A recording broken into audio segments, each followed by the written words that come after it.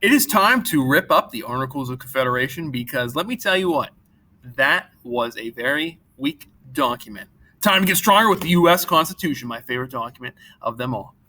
All right, so what were some of the weaknesses of the Articles of Confederation? First of all, one of the weaknesses was no power to tax. All right, Congress could only request that state governments pay certain amounts to support the costs of the national government. All right, this system just did not work. So if you were a state and you were being asked to pay for the Revolutionary War debt, do you really think these 13 colonies would pay it back? Well, they did not. So the war debts, they ended up increasing. Number two, no power to make laws regarding trade.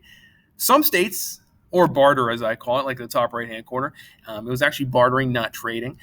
But some states, they levy taxes on goods passed to different states. For example, back in the day in New York and Pennsylvania, they ended up taxing New Jersey, and New Jersey was not happy with this. All right, it hampered and it was very inefficient trading, and basically across state lines, it did not work.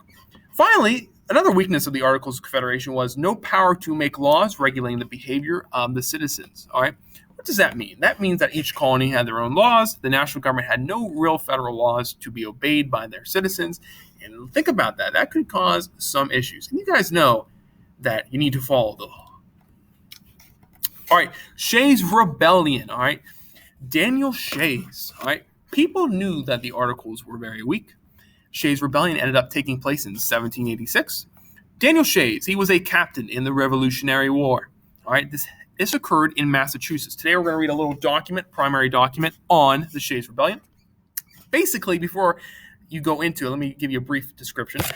The farmers, they had serious economic problems. All right, many former soldiers could not pay their debts because Congress had never paid them for fighting in the war.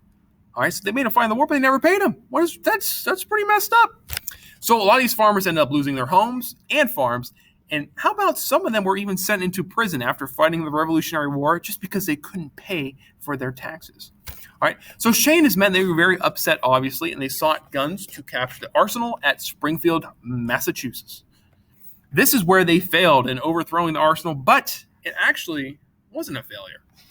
It ended up causing fear among other states and showed the difficulties of raising revenues and regulating foreign trade. All right, this ended up convincing many to strengthen the national government and get rid of the Articles of Confederation and then start working on a very strong document and my favorite document, the U.S. Constitution. I would love for you guys to watch this cartoon on the Shays' Rebellion. It is called Liberty's Kids, and you should watch it every Saturday morning with a bowl of cereal. All right, Daniel Shays' Rebellion. So, James, you want to know what it's like for us Continental soldiers now that we've come home? Yes, Captain Shays. Well, come on. I'll show you. Where are we going? To court. Worcester Courthouse. You're throwing me in jail because I can't pay my debt?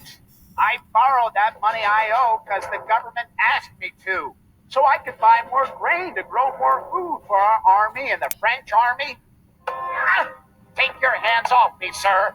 And instead of helping me who helped you, you make me sell my farm to pay my debts.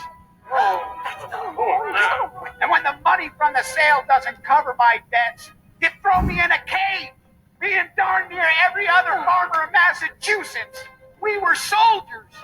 We risked our lives fighting for your freedom. This is not justice. We fought for this country. And the state's Order answer in the to- court. So, many people were upset from Shays' Rebellion. If I were you, every Saturday morning, I would watch Liberty's Kids with a bowl of Cocoa Pebbles and chill out and watch and learn about the U.S. Constitution. All right, so on to the reading. Make sure you read the document. If not, you can follow along to my reading and have a great day.